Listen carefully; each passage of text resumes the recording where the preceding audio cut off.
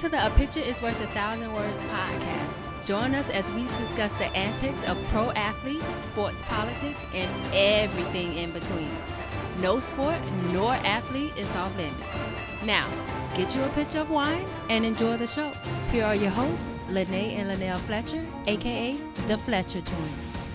Hey y'all, welcome back to the A Picture is Worth 1,000 Words podcast. It's your girl Nell. And this your girl Nay. What's up? Okay. Thanks. You done? Okay. Anywho, it is like 27 degrees here, but it's sunny. I hate in New York. I hate how every time I look at my weather app, they be like, oh, it's going to be negative 50, but the sun going to be out though. The sun going to be out. And I'm like, so can I wear booty shorts to work? Because I can't. I can't. And Can't do it. No. And the thing is, what I hate, because I have to catch the bus to work and then walk a couple blocks to the actual building. So I dress for the weather. So I be layered, right? But by the time I get to work, I'm sweating because I'm power walking. You got to get the exercise in. I'm power walking. And when I walk into the building, there are heaters on. So I come from Iceland and then I go to Mexico in a matter of 5 minutes. Okay. So I need this weather to stop. Okay, I need it to stop. I need some. Well, no, spring. Spring is. I think spring is the best. What is it called? Season in New York, because it's like 50s, 60s, and low 70s. I think springtime is the best time here. So, we are a little cool. We got a little cold front coming in South Florida. Well, Florida, I think the entire state. So right now it's a little chilly outside. It's a little chilly. It's it's 61 and the sun is out. That's perfect. So if I go outside, I need to make sure I stay in the sun side so I don't get cold. But this week school started back. Oh, so from the break. So the kids are back from winter break, and we still e-learning. Found out a couple COVID cases in the school. So even though the superintendent trying to make everybody go back, I'm not for it. I'm not with it, okay? I will sit home and be frustrated all day with these kids as I am now before I risk them catching COVID-19, okay? Don't want to catch the COVID. Do not want to catch the COVID. I just ordered, and it came, I think, yesterday in the mail by FedEx. I ordered 5 at-home COVID test kits because you can do that through my employer. So next month when we go to Denver, I'm going to take one before, and then I'm going to take one afterwards just so I don't have to quarantine for like 15 days when I come back, 14 days. But this at-home test is for saliva. I didn't want to do the nose one because those results take take longer to get back. So we'll see how it works out. I don't know. Because, things can get mixed up in the mail and stuff. So we'll see. Oh, my God. I don't know. But I don't know if the kids have to take it to go back to school. The vaccine? Yeah. I'm a little weary about it right now. Not saying that I don't think it's not effective. Yeah, but I just would like it to be around a little longer. Like we could be the last in the line. Don't they say something about the first is last and the last is first? Okay. Yeah. All right. Okay. On that note, playoffs start today, so I'm very excited.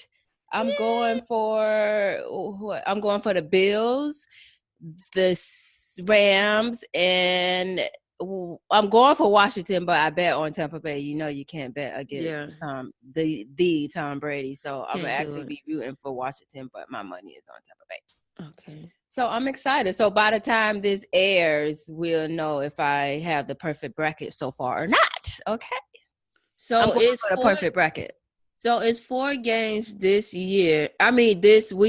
Let me see. It's 6 games this weekend. 6? Yeah, 3 NFC, 3 AFC. Oh yeah, they added one. You noticed they added a team on each side this year. Yeah. because it used to be 2 teams used to have bye weeks. Bye weeks instead of one. Yeah. So I picked Buffalo, Pittsburgh, and Tennessee. I reluctantly picked Pittsburgh. I didn't want to, but that's gonna be the best game the whole weekend. I think. On the AFC and on NFC this week, I picked Tampa Bay, Seattle reluctantly, and New Orleans. Drew Breezy. But yeah, so, and I was talking to Mama earlier this weekend. We got the same Super Bowl pick. I don't know about winner, but we got the same 2 teams going. Me and her got Kansas City and Green Bay. You know, you can't go wrong with Aaron Rodgers. You can't go wrong with him. But I have Tennessee and Green Bay as the winner. All right. Okay. I wouldn't be mad at Aaron getting another one. I wouldn't be mad. All right. Let's get into the foolery of the week. Murder, which isn't nothing to play with, because when people die, I think people don't understand that when people die, that's it. They're not coming back. Like, I don't think people think about that. Like, it's final. So anyway, this UFC bantamweight fighter, Irwin Rivera. Wait, sorry, we forgot to say what we were drinking on. Oh, my bad. Moscato. This week, I think for a while I'm gonna be drinking Moscato. But yeah, I'm drinking just the regular sweet Moscato. And I'm gonna be drinking it during the games and stuff. So I'm excited. Yeah, I'm excited too, because I took a break from my signature Nene, but I am bringing it back today I'm drinking one now, and I'm going to be drinking it throughout the playoffs this weekend. So my signature Nene, for those of you all who don't know, is half a glass of Tito's and cran and mango juice, which is very hard to find, y'all. So if y'all find it, y'all need to get like 2 gallons. I got 2 gallons because it's so hard to find. I had to go to like 3 different stores, y'all. Yeah. Like, for real. It's crazy. And I had a few glasses of the Nene over the Christmas break, so it's good. It's good. I recommend. So let's get to Irwin Rivera. He's a UFC bantamweight fighter, and he was arrested on attempted murder, 2 counts of attempted murder in Boynton Beach, Florida. So that's by you. Yeah. Trying to murder his sisters. Yeah, it was. How you try to murder your sisters? Like, I don't want to go to that family reunion. No. I don't want to be there. And it's like, before I read the story, because I just read the headline and I immediately sent it to you and was like, we got to talk about this. I didn't even read the story. Yeah, I almost saying it. I was like, are you serious? Who does this? And I don't know. I was like, what in the Jussie Smollett is going on? Because this has got to be a lie. Like, you lying to me. Because I was like, what could your sisters have done to get you to that point? This is before I read the article, because I'm thinking about Terrence. Like, what could me and you do for Terrence to try to kill us and murder us? And then I thought about our cousins came to visit us when we were younger, right? And they came to visit us from Miami. We stayed in Palm Beach County at the time. So it's a girl and boy cousin. The girl is older, right? And the cousin is around our age. I mean, the boy is around our age, right? And so they got into a fight, like a physical fight. Now, mind you, they from the hood. Like, they from P. Ryan. In case y'all don't know, y'all just keep driving through P. Ryan. Through Miami. Just keep going. Anyway, so that's where we from too, but we got up out of there. And so they got into a fight at our house, right? And the sister won. The older sister won. And so our guy cousin was so upset, and we didn't even realize it, but he had left, like, out of the room where they had fought at, and he came back with a knife. And we was like, this your sister. Like, what you trying to do? Unbelievable.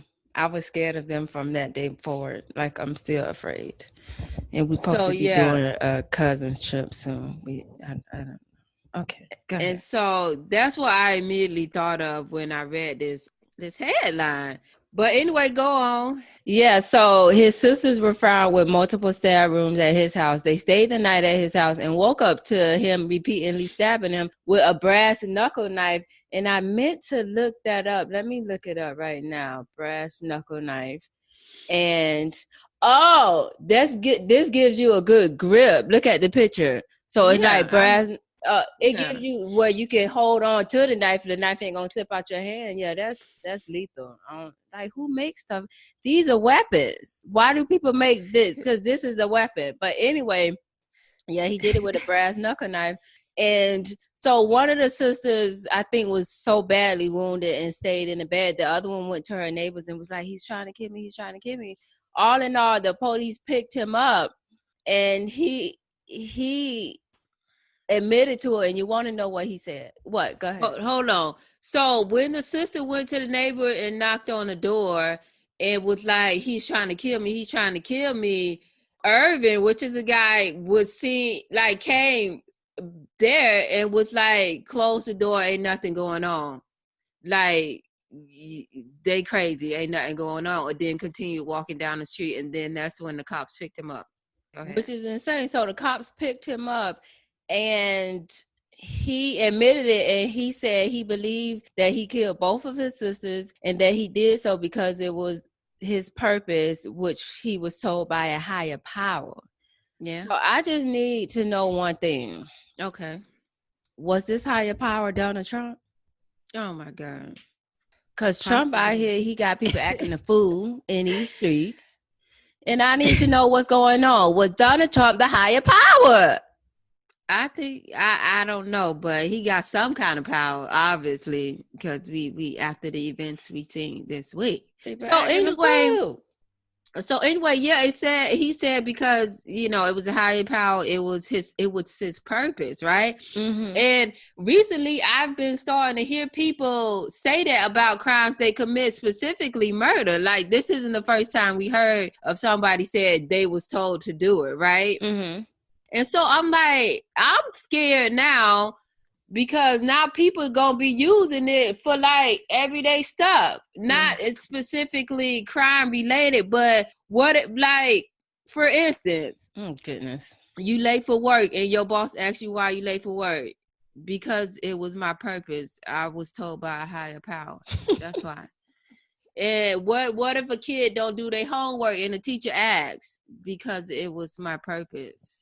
I was told by a higher power. That's why.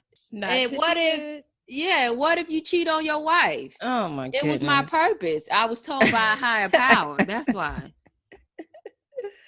And then, so I went on to read more in the article, and they were saying that they had suspicions that like he had mental health issues. Mm-hmm. And so I started thinking, because UFC people don't wear headgear, right? But you can't, it's against the rules to hit them in the head or headbutt them or anything. Mm-hmm. But sometimes you do it like mistakenly or whatever. And so I was wondering, he possibly could have CTE, which is that thing from football players have. Yeah. And I was like, if he mistakenly got hit in the head a few times while fighting, or at least even while training, he could possibly have CTE because it make you do stuff like that.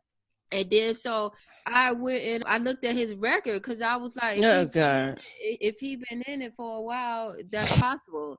But then I looked at his record and it's 1 and 2. So I was confused. But the UFC, let me read the statements from the UFC and his sisters. This is the UFC statement. It said UFC is aware of the recent incident involving Irwin Rivera and subsequently received information from his management that he's been exhibiting behavior consistent with mental health issues. The allegations are extremely troubling, and the organization is currently gathering additional information. The investigation is ongoing, and any potential next steps, including disciplinary action or medical attention, will be determined upon conclusion, which is good because he is in a mental health facility now. I want people to know that we're not taking mental health lightly. We just making a few jokes about the the fact that you would stab your sister, but he obviously got mental health issues. But anyway, one of his sisters said, "We love our brother to the fullest, and anyone that knows us, our family, knows exactly how much we all love and mean to each other, and knows just how close we are as a family. And all we wish for is him to get the professional mental help he so desperately needs." So my thing, which is good that he's finally they taking a person to a mental health facility instead of a jail. Because if they would have took him to prison, it wouldn't help. It wouldn't have helped. Like, you know how if a disease go untreated, like if you got cancer and you don't take medicine and stuff for it, it will get worse. So I'm happy he's in a mental health facility. And so do you think, because I don't think it wasn't like out in the open and stuff like that. So the city or the state can't charge him. And obviously his sister's not going to press charges. You think he's going to get, like the charge is going to stick? Because if you don't want to press charges against somebody, you don't have to. And it's not like it was in the public where the city or a restaurant can charge him. That's true. You don't have to, but the federal people can charge you. Like, I don't think Rihanna charged Chris Brown, but they made it the federal people charged him. The state. Yeah, you can't attempt to murder somebody and just because they say, okay, don't pay no charges, the state ain't gonna pay no charges. No. And them sisters, they need to charge him because y'all could have died. Talking about we all love each other. I don't think he loved y'all. Oh, but anyway, yeah, the state could press charges against him. I think, well, whatever, even if they do, the charges do stick and stuff, hopefully they send him to a mental hospital and not a prison because, like I said, if you go untreated for any type of disease, it's going to get worse, not better.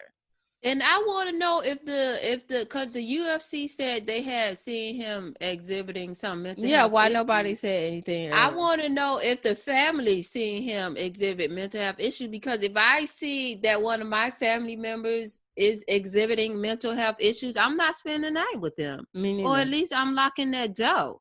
Locking that door. Yeah, I wouldn't have spent the night with him either, but I don't think they probably thought maybe he'll harm himself, but not others. But the thing is, when he said about the higher power, usually when I think of that, I think of like some kind of cult or religious cult or something. Like, what I want to know, I guess they still investigating. I want to know if he was like involved in like a religious cult or something like that. And they told him, because I think I don't know, I forgot that serial killer, but he didn't actually do the killing, but he made people do the killing for him. Manson. Yeah. Manson. So that was like a religious thing, but it seemed like he was just, I don't know, it seemed like he was just, it was something wrong within himself. With the higher power, and the fact that he knew that he had done it, that's another thing that they're going to bring up in the trial. Like, he knew what he did, like you were fully aware. But I don't know. It's crazy. But I just hope. I'm glad the sisters didn't die. That's all. Me too. That's crazy. Moving right along. Okay. This is even more foolery because this man is mentally here. So he's mentally sound. He's of sound mind and sound body. Okay. So former Chicago Bears Super Bowl champ was arrested on murder charges in Phoenix. And this happened a few weeks ago. He was an all-pro cornerback. His name is Michael Richardson, and he's 59 years old, and he won a Super Bowl with the Bears in 1985. So my first thing, and I'm going to get on to more, but when I first heard that he was 59, because I look at age. Okay. I was like, first of all, he too old to be having beef. You 59. Okay. He should be at home watching reruns of Matlock, Murder, She Wrote, or In the Heat of the Night. Yeah. Like, why you got beef in these streets? Anyway, he was arrested on second-degree murder charges in connection with the shooting death of a 47-year-old man, Ronald Like. And he had other charges as well, but the murder charge was obviously the big one. And so Ronald was discovered by cops in the intersection. And I'm like, how you gonna shoot somebody and just leave them in You ain't try to bury them. You ain't try to cover them up. You ain't try to throw them over the water to the water look like a soup. You just shot. Okay. And then, so Michael already had a felony warrant out for his arrest, and he appeared to court January 6th. So he just went to court again. And he has a long track record of being arrested. Like, his legal trouble started 3 years after his NFL career. And he's been busted twice in 2020 for drug possession. And in 2018, he was arrested on charges of theft and possession of meth, crack cocaine, and heroin. I was like, those hardcore street drugs. Like, who still do crack? Like, who crack kills? Crack kills. Crack is whack. It's very whack. So yeah, but do you know? So first of all, I want to put out that he did win the Super Bowl with the Bears, and he was in that Bears Super Bowl Shuffle commercial. He actually, I think, had a line in the commercial. Mm-hmm. But so he won with the Bears in '85, but he also won the Super Bowl with the 49ers in '89. So he got 2 Super Bowl rings, okay? Mm-hmm, mm-hmm. But did you read what the cause of the murder was? What was the cause? Because I was trying to see. I'm just assuming he was trying to sell him some drugs, and he robbed him and killed him instead, or tried to. Oh wait, yeah, he died. So I'm assuming it was a bad drug transaction. Pretty much. So apparently, after his NFL career, he became what's known as a drug dealer. he became a drug dealer for real. Street pharmacist. Yeah, and so the shooting was over $200 worth of cocaine. What? $200 worth of cocaine. And so I immediately thought $200. Now I know with drug dealers, it's not actually the money, it's the principle and the principalities of the situation. But I was thinking he couldn't sell them 2 Super Bowl rings for $100 and cover that $200. He probably don't have them 2 rings.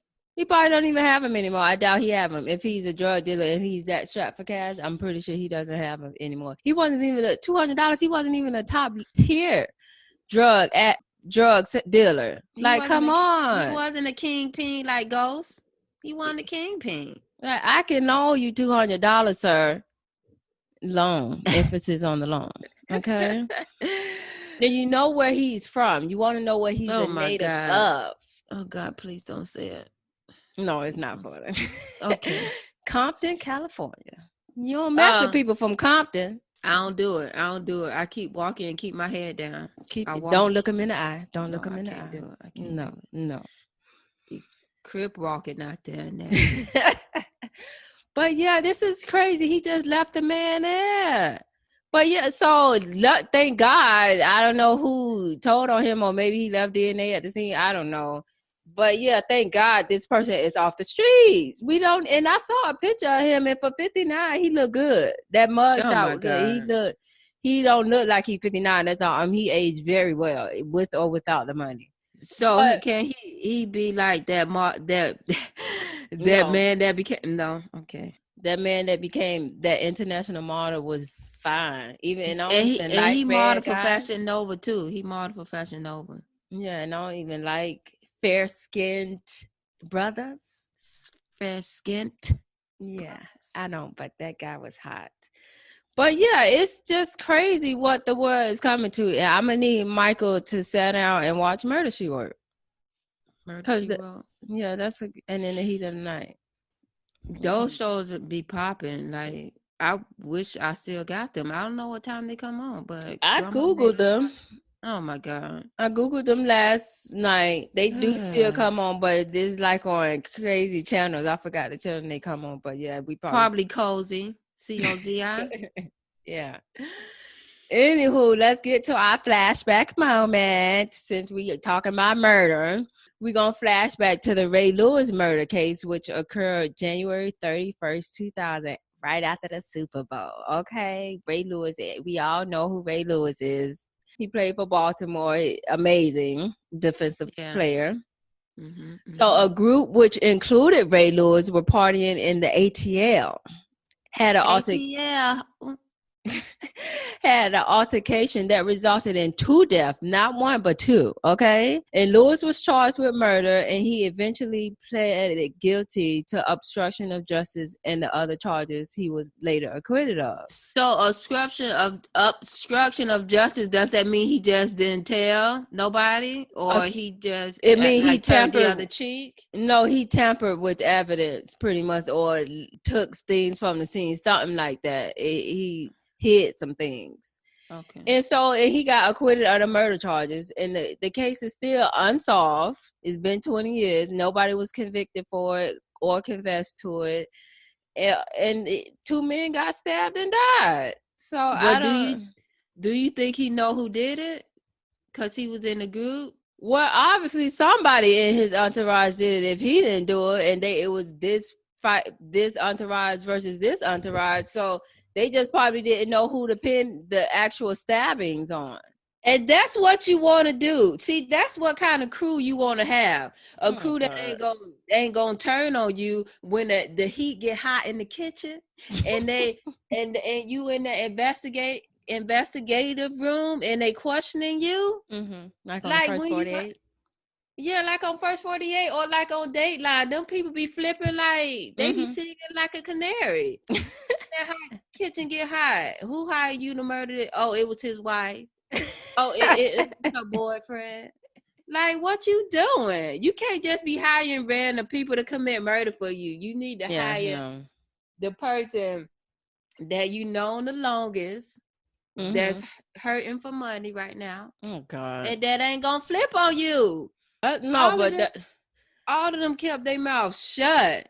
That is a good crew, because somebody in the group did it, and they know who did it. Because while they fighting, they pretty much saying while they were fighting, a random person came and stabbed the 2 men. That's what their story, and they sticking to it. Yeah, unbelievable. But anyway, yeah, I always say if you commit a crime, do it alone. Because I'm telling you, whether somebody turn on you today or turn on you in 30 years, or you tell somebody you did it, they going to the police. I don't watch too many Datelines, and people got arrested. They rocking chair on the porch. They 80 years old, and the police storm up in their house and arrest the 80-year-old man drinking coffee because he killed somebody 50 years ago over a card game. Yes. That's funny. Yeah, I see it all the time. I would never tell somebody about a murder I committed or want to commit. Anyway, let's end off on a good note. We're going to go to our highlight of the week, and it is the Red Sox and Bianca Smith. The Red Sox named Bianca Smith as a coach. They hire her as a minor league coach, and she's the first Black woman to coach in a professional baseball team. She's a former softball player and club baseball player at Dartmouth University, which is an amazing school. It really is. Dartmouth, I think that's how to pronounce it. Oh, okay. I went to Florida State. She comes from Cara University, where she was the assistant coach and hitting coordinator since 2018. She's earned degrees in sports law and sports management. And I'll read a couple quotes from her. She said, "I never see another Black woman coaching, especially in baseball. So it just never crossed my mind that it might be an opportunity." And she said, "I'm so happy if my story can inspire other women of color. If anybody was inspired by this story, then even better. My biggest thing I will want to say is just continue to follow your dreams. When you think you might be done, push through it anyway. Just keep trying." So kudos to the Red Sox and kudos to Bianca Smith. We making history every day. We are, and that's so good. I know there was a minor league, but I didn't know like it was something. But that's good because that's a good accomplishment, because that means maybe one day we'll have some major league black female coaches. So, and remember when in high school we wanted to play softball, but we just never went to the practice. Yeah, but I wanted to play, and I thought it was cool. But yeah, we never went. That's too bad. It is. It's just too bad. Okay. The band took up most of our time. We was in the band, y'all. Good times. Anywho, so on to my business now. So for y'all, those of y'all who do not know, I own an HR consulting business, and what we do is we provide HR services to small businesses at affordable prices. So anything from payroll, recruiting, handbooks we customize, employee forms, all of that, we do it at affordable prices for small businesses. And you can hit us up on IG at HCMGMT Consultant. Again, that's HCMGMT Consultant. Link in our bio to our website, our products, and our Facebook pages. So hit us up. We can help you in any way you need help in the HR realm. That's right. So hit her up if y'all need help. And that is our episode for the week. We will talk to y'all next week. Bye-bye. Peace out. Hey y'all, thanks for tuning in to this week's episode of A Picture is Worth 1,000 Words with yours truly, the Fletcher Twins. Make sure you join us every week and rate, comment, share, and subscribe.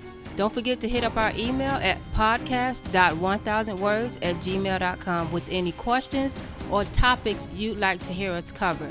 Also, check us out on IG at the Fletcher Twins and Facebook at A Picture is Worth 1,000 Words.